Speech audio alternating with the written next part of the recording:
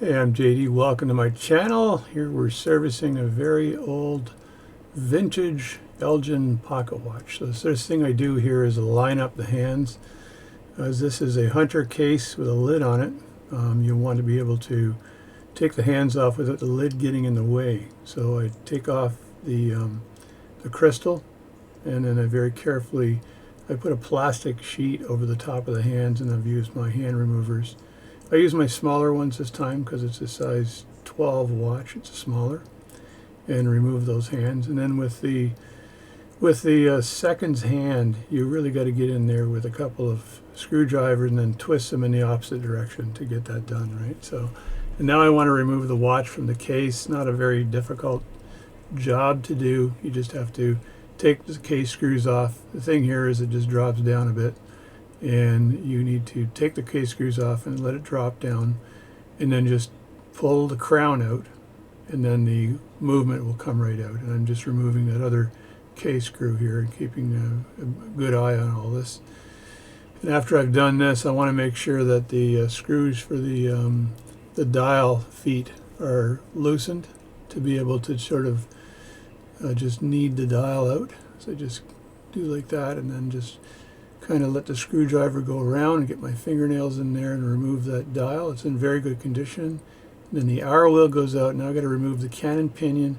You can pull up on it with a screwdriver, but I have a tool that's much better. It's safer to use than pulling up with a screwdriver because you could damage something if you do that. So right now I'm just hunting for that tool, and I'm going to come back with it. There it is. And you just put it over the top. You pull down, and there's that cannon pinion. So that's removed. Now I've got to set the watch movement up in my Myers number 58 movement holder. Change the jaws in it to be appropriate size for a pocket watch size 12. But before I did that, put the screws back in because you don't want to lose them. You don't want to lose them in the wash machine.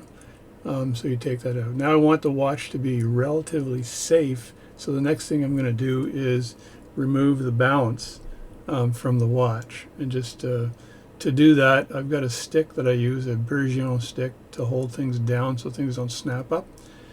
And here I've got my my dunker tank, I call it, but it's a balance holder, and it de-stresses the hairspring on the balance with that little piece of faux leather on the top with a gap, and then move it up to relieve stress on the spring for the actual balance itself, the hairspring. So now that I've done that, it's time to get to work on I'm just removing some plates here. So I decided to remove the secondary plate, make sure that the power is off the watch. It was actually off the watch there, so you can use a bench key to do that.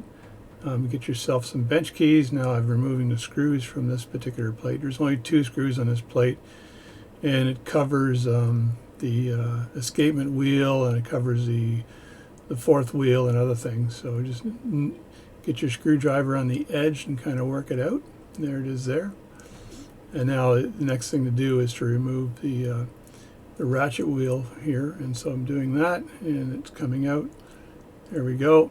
And then the other wheel is, I can't remember, crown wheel, I think. So I'm taking that one out. That's usually screwed in the opposite direction, so it's not righty-tighty, it's righty-loosey. So you got to remember that. I love loosey.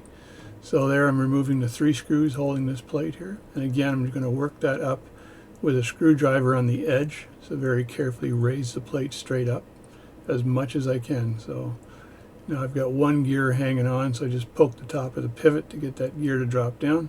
Take a quick pictures of the gear configuration, although I can pretty much remember gear configurations without a problem.